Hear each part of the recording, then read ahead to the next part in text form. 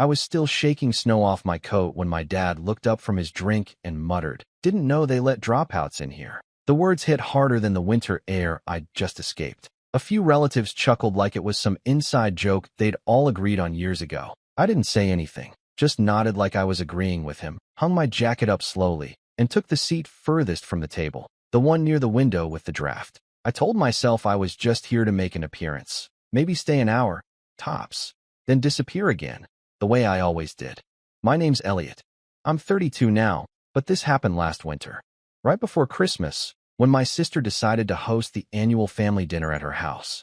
Technically, it was her and her husband's house, but we all knew who paid for what. My family's not the warm and hugging type. Growing up in that house meant learning how to dodge sarcasm better than dodgeballs and figuring out how to downplay your wins so nobody thought you were bragging.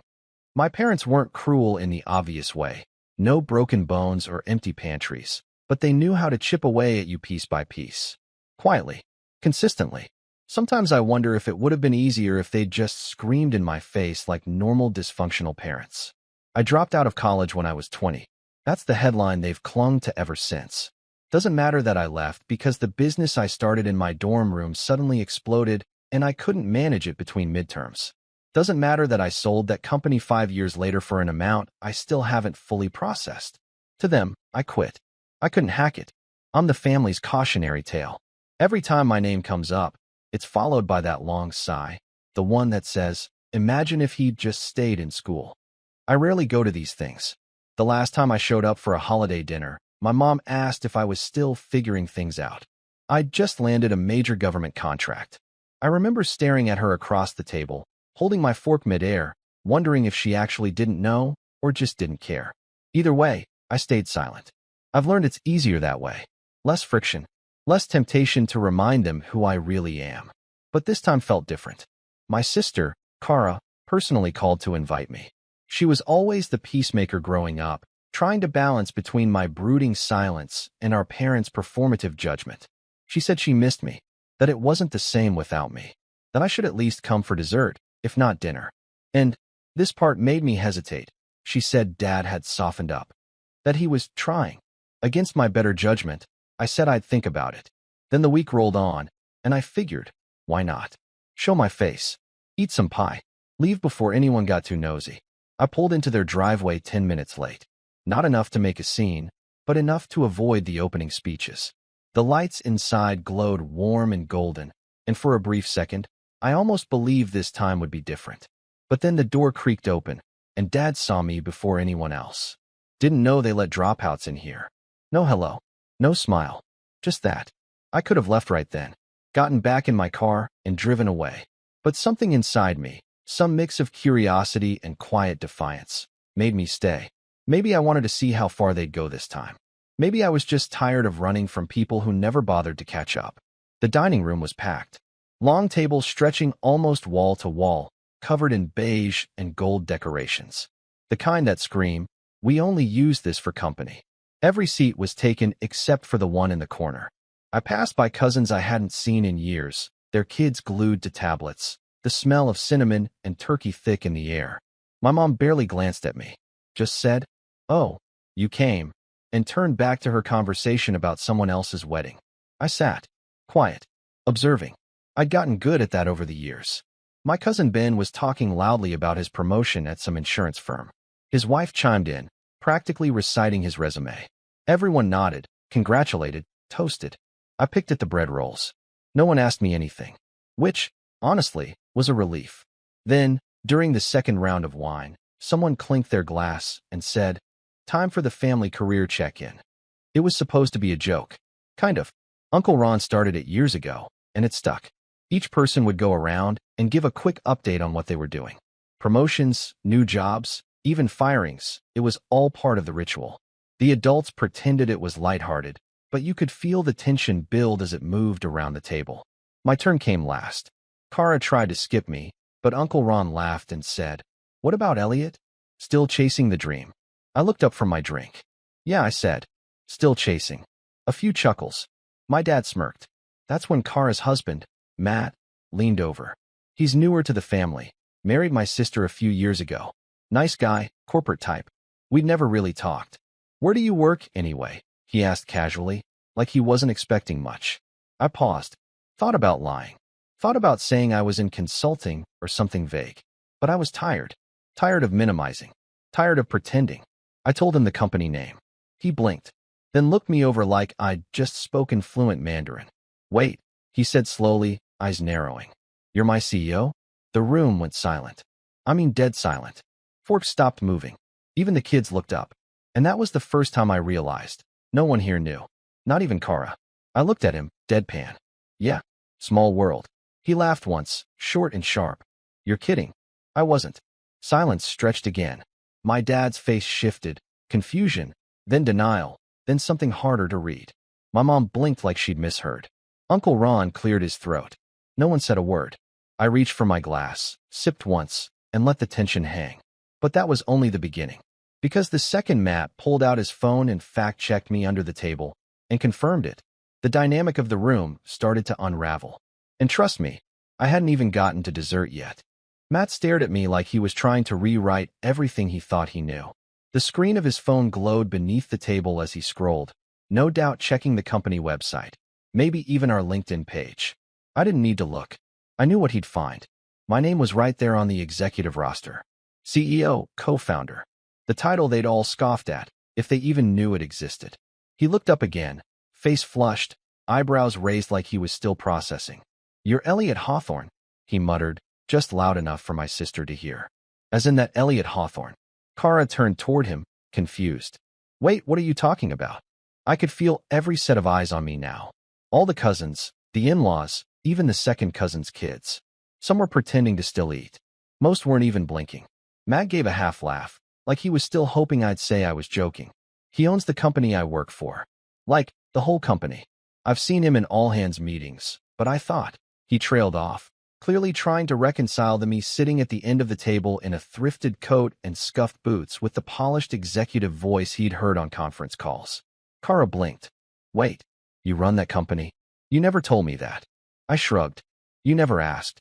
She sat back slowly, absorbing it. Matt shook his head, and I could tell it was dawning on him that the awkward black sheep of his wife's family, who everyone barely acknowledged, was signing his paychecks. Dad laughed, but it wasn't a laugh of joy or surprise. It was that dry, wheezy scoff he used when someone else's success made him uncomfortable. So what? You own some tech company. Doesn't mean you actually do anything. These days, everyone with a laptop thinks they're a CEO. There it was. The deflection. The dismissal. I'd seen it coming. I started it in my dorm, I said calmly. We went public last year. Mom finally joined in. Well, you certainly never brought it up before. You could have said something instead of letting everyone assume. Assume what?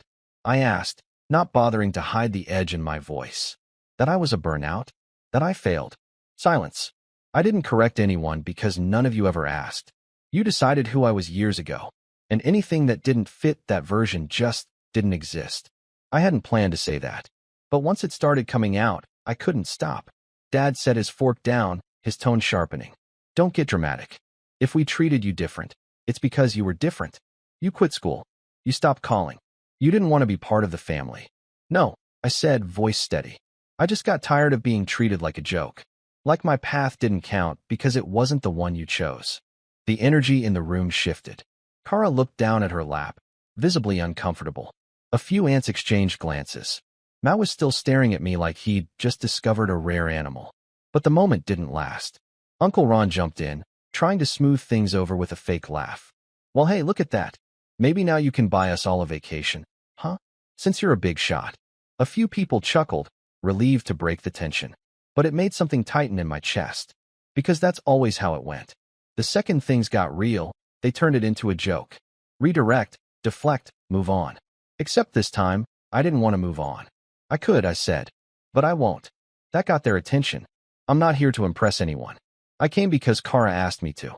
But if all you're going to do is pretend this isn't a pattern, I'll save you the trouble next year. Dad scoffed again. There he goes. Always so sensitive. And that's when it happened. The breaking point. Matt, still holding his phone, cleared his throat. Actually, I've got something to say. Everyone turned to him. I've been working under Elliot's company for 3 years. He built it from the ground up. We had layoffs during the pandemic, and he personally made sure no one on my team lost their job. I didn't even know who he was at the time. But now that I do, I think this is the first time I've seen someone hide their success because of how their family would react. He turned to Kara. Babe, how did you not know? Kara looked like she was about to cry. He never talks about work. I thought he just did freelance stuff. That stung more than I expected. I didn't talk about it, I said quietly, because I didn't want to be accused of bragging. Again, Dad snorted. You think we're the problem? You've always thought you were better than us. No, I said. I hoped you'd be proud of me. But eventually, I realized that wasn't going to happen. I stood up. Not dramatically. Just enough to signal I was done being cornered at the kids' table while the adults played pretend. I've worked hard, I said. Really hard. But it's never been enough for this family. I could cure cancer, and you'd still say I should have gone back to college. Mom opened her mouth to respond, but I held up a hand. I'm not doing this anymore. I'm not shrinking myself so you can feel comfortable. Then I turned to Kara. Thanks for inviting me, but I think I've stayed long enough. I grabbed my coat and headed toward the door. And that's when the betrayal came. Wait, Kara said. Her voice cracked. I turned. She was holding something behind her back. A small wrapped box. I was going to give this to you later. It's from everyone. She handed it to me. I opened it. It was a book. A self-help book. Finding Success After Failure. How to Rebuild When You've Hit Rock Bottom. I stared at it, then looked up at her. You all picked this out together? She hesitated. It was Dad's idea. He said, maybe it'd help you get back on track. The room was silent again. Even Matt looked horrified. I didn't say anything. I didn't throw it. Didn't shout. I just set the book on the table, turned around, and walked out. And as the door closed behind me, I heard Dad say, see? Can't even take a joke. That was the last time I spoke to any of them. At least for a while. But what they didn't know, what none of them realized, is that their words that night, the way they laughed, the gift, that was the moment something in me finally snapped. Because I wasn't the dropout anymore. I was their boss, their future landlord, their unacknowledged success story. And for once, I wasn't going to let that power go to waste. When I stepped out into the cold, I didn't feel powerful. I didn't feel smug or victorious or any of the things you'd imagine after dropping a truth bomb like that. I just felt hollow. The night air wrapped around me like a wet blanket, and I could still hear echoes of laughter and silverware clinking through the windows behind me. You'd think walking out like that, on your own terms, with your dignity intact, would feel like freedom. But it didn't. Not yet. It felt like walking out of a burning house, only to realize you'd left pieces of yourself inside. I sat in my car for a long time, engine running, fingers gripping the wheel. I thought about driving straight to the office. Thought about texting an old friend. Thought about Kara's face when she handed me that book, like she genuinely thought it would help me. The thing is, when someone hands you a book titled Finding Success After Failure, it's not just a gag gift. It's a message, one wrapped in holiday paper and forced smiles. One that says, we don't see you. We don't hear you. We still think you failed. And I guess I believed them. Somewhere deep down, even after all the contracts and headlines and IPO celebrations, there was still that insecure kid sitting in the back row, desperate for a nod of approval that never came. That night, I didn't sleep. I paced my apartment, restless, replaying the entire dinner like a courtroom drama. The faces, the silence, the way Dad said, can't even take a joke, like I was the one making things awkward. I thought about calling Kara, but what was there to say? Thanks for the book, by the way. I thought about Matt, too. How quickly he went from disbelief to silence. Like once the novelty wore off, he remembered who I was supposed to be in the family hierarchy and adjusted accordingly. By morning, something in me had shifted. I didn't spiral exactly, but I withdrew. I stopped responding to emails that didn't need urgent answers. Stopped showing up for optional calls. I still ran the company, sure, but I started letting others take the spotlight. I delegated more. I started showing up in jeans and hoodies instead of the tailored blazers I used to wear like armor. People noticed, but no one said anything. I guess when you're the CEO, people assume you're always in control, even when you're unraveling. But I wasn't spiraling out of recklessness. I was shedding, peeling back layers I didn't realize I'd been wearing. I stopped going to the gym, started eating more takeout. Nights blurred into mornings, and I found myself rereading old journals, old pitch decks, even some of my college essays. Looking for the moment I became that guy, the one my parents could only describe with disappointment. And somewhere in that mess, I found something I'd forgotten. A letter. It was from my freshman year professor, printed out and folded into quarters. A response to an email I'd sent him right after I dropped out. Back then, I had written to apologize for wasting his time, for not seeing things through, for not being what he thought I could be. His reply had been short. Elliot, you're not a failure. You just outgrew the room. It's scary, but that's not the same thing as quitting. Keep building. The rest will catch up eventually. I must have read that letter 5 times in a row. And on the 6th read, something inside me clicked. I hadn't failed. I'd evolved. My parents didn't want evolution. They wanted obedience. Predictability. A version of success that looked like a framed degree, a cubicle, a mortgage by 30. They didn't know how to process someone who skipped all that and still came out ahead.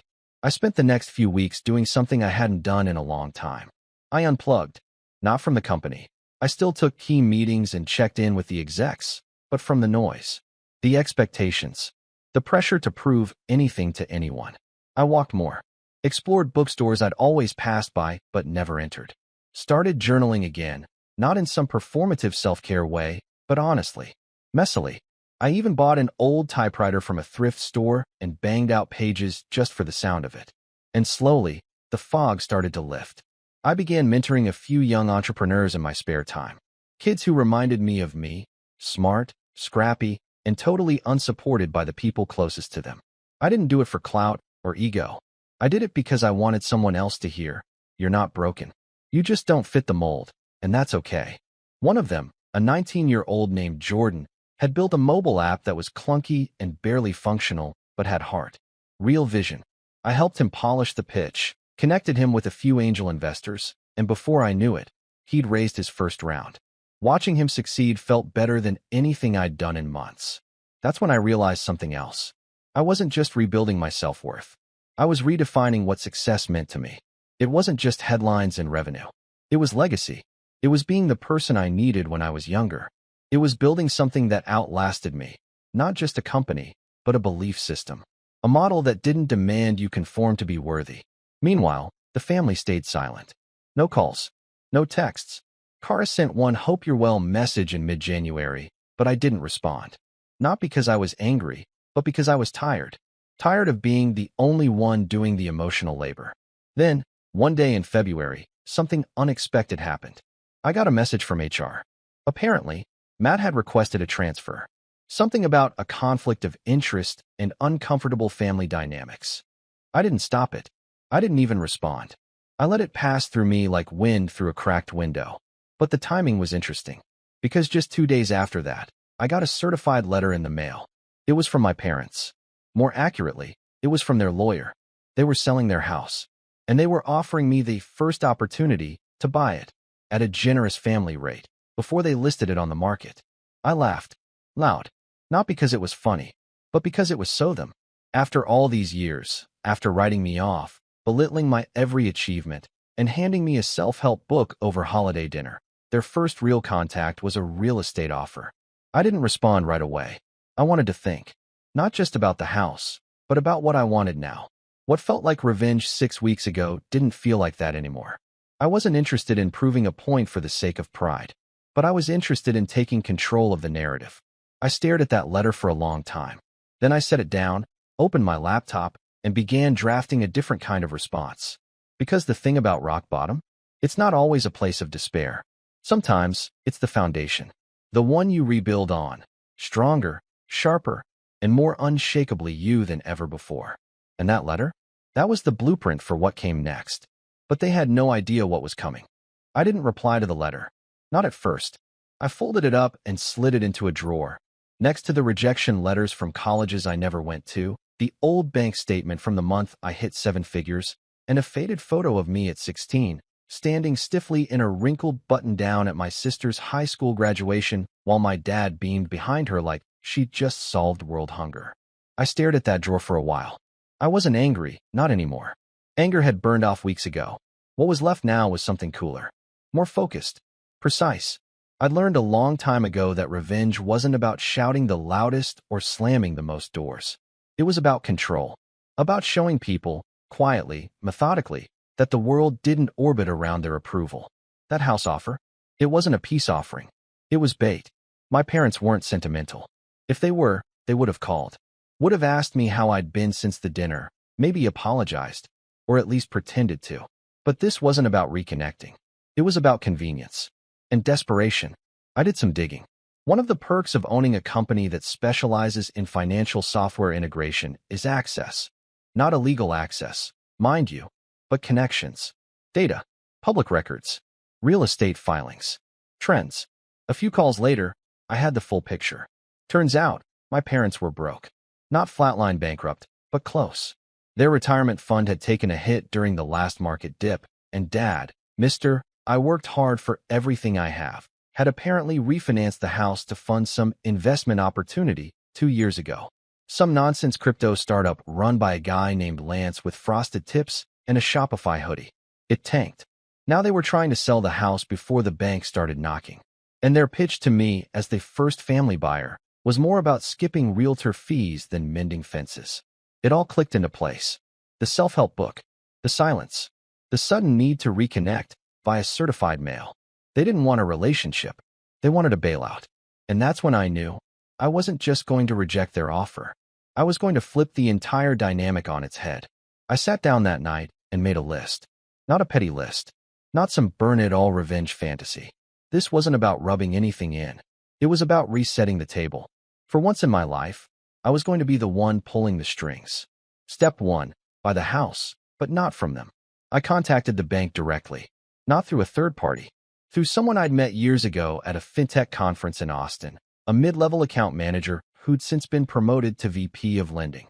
After a quick conversation, I learned the foreclosure was closer than my parents had let on. They were hoping to sell before the official notice hit, probably to avoid embarrassment. But I had a better idea. I made an offer to the bank. Quiet. All cash. Through a shell company I'd already set up years ago for property investments. Technically, it was an anonymous entity, no ties to the Hawthorne name. The bank was thrilled. I got the property for 20% below market value. No drama. No back and forth. Just business. Step 2. Set the stage. I didn't evict them. Not yet. That would have been obvious. Too fast. I needed them to feel safe. Settled. Believing they'd dodged a bullet and maybe even come out ahead. So I waited. Watched. Paid the utilities quietly. Made sure the mail kept coming. From the outside, nothing changed. But behind the scenes, I was preparing. I hired a property manager, someone new to my circle, not connected to the company, who could play the role of representative for the new landlord. I gave her clear instructions. No rush on anything. Let the tenants enjoy their remaining lease. Just make sure they knew the house had been sold and would eventually be repurposed. When the letter came from the manager a month later, Mom called Kara in a panic. Kara texted me. Kara, did you buy the house? I ignored it. She sent another one the next day. Kara, they think you did. You didn't, right? I still didn't reply. Not because I was being cruel, but because I wanted them to sit with the uncertainty. To feel what I'd felt for years, ignored, dismissed, out of the loop. It wasn't about cruelty. It was about balance. Step 3. Gather my allies. Matt quit his job. He didn't say why, didn't have to. HR flagged it for me, and I let it happen. But I did keep an eye on his next steps. Turns out, he landed at a competitor. Small firm, underfunded, barely profitable. A few of their clients overlapped with ours. I made some calls. Not to sabotage him. I'm not that petty. But I wanted to understand the playing field. What I learned was interesting. Matt had pitched himself as an executive strategist at his new company, claiming years of experience managing high-level contracts. Which wasn't technically a lie, but also wasn't entirely true. He'd used my company's name on his resume like it was a stepping stone he'd outgrown. No mention of the fact that he'd worked 2 rungs below the department head and had never once been in a room with me. That gave me leverage. I didn't use it. Not right away. I filed it away. Because Matt was just another symptom. The real target was the culture that created him. The family machine that churned out expectations and double standards like clockwork. Step 4. Build the new image. I started showing up again. To conferences, investor events, speaking panels. But this time, I didn't lead with tech. I led with values. I told stories. About growing up in a family that measured success by degrees and job titles. About feeling like a failure even as my company grew. About what it meant to reclaim your narrative. The stories resonated. People leaned in. One panel at South by Southwest led to a podcast interview that led to a magazine feature. Suddenly, I wasn't just a tech guy. I was a story, a voice for the unconventional path, the dropout who didn't just win, but redefined winning. I knew the family saw it. I saw the breadcrumb trail, Kara's old college friend following me on Instagram, a cousin liking a photo from a keynote I gave. Even Dad's LinkedIn account showed up in my Who's Viewed Your Profile tab. He never connected, of course. That would be admitting interest. But the message was clear. They were watching. Good. Let them. Step 5, the reinvite. By late March, I got another text from Kara. Kara, Dad's turning 65 in April. He wants a small dinner. Just family. No drama. He asked me to invite you. I stared at the message for a while. This was it. The next move. The moment where the balance could tilt either way. I waited a few hours. Then I replied. Me. Sure. I'll come. Let me know when and where. Simple. No snark. No conditions. Let them think I'd moved on. Let them believe the awkwardness was behind us. But behind the curtain, I was orchestrating the final act. Because if they thought the family dinner would be just another awkward gathering where I sat quietly in the corner while they danced around the truth, they had no idea what was coming. The table was set. The house was mine. The power had shifted. And I was done playing small. I arrived 5 minutes early. Not on purpose, really. I debated whether to show up fashionably late or not at all, but something told me being early was the better move. There's a power in being the first one at the table, especially when the table used to be one you weren't even invited to sit at properly. The birthday dinner was at a quiet little steakhouse downtown, the kind of place with white tablecloths, candlelight, and menus that didn't list prices. Kara had reserved a private room near the back. 12 seats. One long table. The same number of people who sat around that dining table at Christmas when they handed me a self-help book wrapped in red foil. Felt poetic. I wore a dark navy blazer. No tie, just polished enough to draw a line between who I used to be and who I'd become. I'd gotten a haircut that week, sharper than usual. Clean shave. New watch, a gift to myself, not for status, but symbolism. The inscription on the back read, "You built this." I didn't expect anyone at the table to notice. That wasn't the point. Kara arrived next. She gave me a tight-lipped smile and an awkward hug, the kind where you can feel all the words she wants to say but doesn't. I nodded, said, "Thanks for the invite," and took my seat. Then the rest trickled in. Mom, with that ever-practiced smile. Uncle Ron, already chuckling about some traffic joke. A couple cousins I hadn't seen in months. And finally, Dad, walking in like he owned the place. Ignoring me at first until we locked eyes. "Glad you could make it," he said. His tone was neutral, measured, almost careful. "I wouldn't miss it," I replied. Dinner started civilly enough. Small talk. The weather. Kara's kids. Someone brought up a new Netflix show. I let it wash over me. I wasn't there to engage in the usual banter. I was waiting. Timing mattered. Matt arrived late, looking sheepish. He gave me a quick nod and sat down next to Kara, fidgeting with his napkin. He hadn't made eye contact with me once since the day he quit. The waiter came to take our orders. Wine was poured. Bread was passed. The night ambled on until the main courses arrived, and that's when I saw my window. Dad had just cut into his steak when Kara stood up and cleared her throat. "Okay," she said, holding up a glass. "Before we dig in too much, I just wanted to say a quick toast. Dad, happy 65th. We all love you, and we hope this next chapter brings you peace, rest, and a whole lot of fishing." Light laughter. Clinks of glasses. A few hear us. Then it was his turn. Dad wiped his mouth and stood, holding his wine. "Thanks, everyone," he began. "Really, I wasn't sure if we'd all be able to get together like this again, but I'm glad we did. Means a lot to see all of you here. Especially you, Elliot." He looked at me like he was trying to read a line off an invisible teleprompter. "I know things haven't always been perfect between us, but I've always wanted the best for you, even if I didn't always say it the right way." That caught a few looks. My mom even reached out and squeezed his wrist like she'd been waiting for him to say that for years. I gave a small nod. "Appreciate that." He sat back down. A few people clapped. Kara looked relieved. The wine was flowing freely by then, and people started relaxing into the evening. But I wasn't relaxed, because now it was my turn. I waited until dessert. The plates were cleared, and the waiter brought out a modest chocolate cake with 65 candles burning bright. There were pictures, singing, Some awkward applause. Then, as forks dipped into slices, I stood. Before we all head out, I said, raising my glass, I'd like to share something too. Just a quick announcement. All heads turned toward me. I took my time. No rush. No nerves. Most of you know I've spent the last decade or so building my company. It's been a journey. Lots of ups and downs, late nights, and learning the hard way. But I'm proud of what it's become. And recently, I started exploring something new. Real estate. Some polite nods. I'm not talking flipping houses or anything.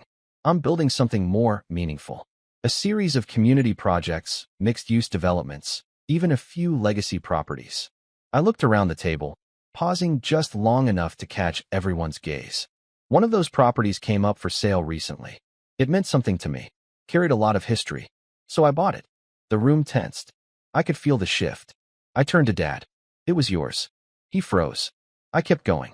I didn't buy it from you. I bought it from the bank. You were in pre-foreclosure. You probably thought you had more time, but your crypto guy, Lance, was it? Tanked faster than expected. His face drained of color. Mom's fork dropped onto her plate. I wasn't smiling. I wasn't gloating. Just speaking, steady and measured, like reading a press release. I've let you stay there these past few months. Covered the utilities. Didn't raise rent. Didn't kick you out. Wanted to make sure you were comfortable. But now that your lease is ending, things will change. What? What are you saying? Dad's voice was low, sharp, defensive. I'm saying you'll be getting a formal letter in the mail this week. You'll have 60 days to vacate. After that, the property will be converted into a startup incubator for underserved founders. It's part of the foundation I'm launching. Mom gasped. You're evicting us? I looked at her, not with cruelty, but clarity. I'm reclaiming something that was never yours to weaponize. Silence. Dead, thick silence. You could have called, she whispered. You could have believed in me, I replied. At any point in the last 12 years. But instead, you mocked. Dismissed. And when I finally showed up as more than what you expected, you handed me a book about failing better. So yeah, I bought the house. And I'm using it for something good. Dad stood, face red. You think this makes you better than us? No, I said. It makes me free. Matt was staring at his plate. Kara looked like she wanted to sink into the floor. I took out a small envelope and slid it across the table toward her. What's this? She asked. Something for your kids. A scholarship fund. Fully paid tuition, wherever they go. No strings. Just because I still love you. And I know you tried. Her eyes welled up. She didn't open it. Dad's chair scraped loudly as he pushed it back. You've always been ungrateful. No, I said quietly. I've just stopped apologizing for existing on my own terms. He stormed out. Mom followed, muttering something about unbelievable arrogance. A few others stayed, stunned. Ron looked like he'd just watched a Shakespearean tragedy unfold in real time. I sat back down and picked up my wine. Kara looked at me. Really looked at me. I didn't know it was that bad, she whispered. I nodded. That's because I stopped telling you when it started hurting. She said nothing for a long time. Just stared at the envelope. Then finally, she leaned in and whispered, Thank you. I nodded again. By the time the check came, half the table had already cleared out. Only Kara and Matt remained. Matt still hadn't spoken. Not once. As I stood to leave, I placed a second envelope in front of him. He looked up. What's this? A choice, I said.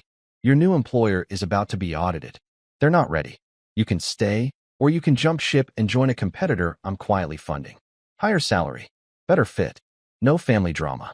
It's your call. He opened his mouth. Closed it. Nodded. I didn't wait for a thank you. Didn't need one.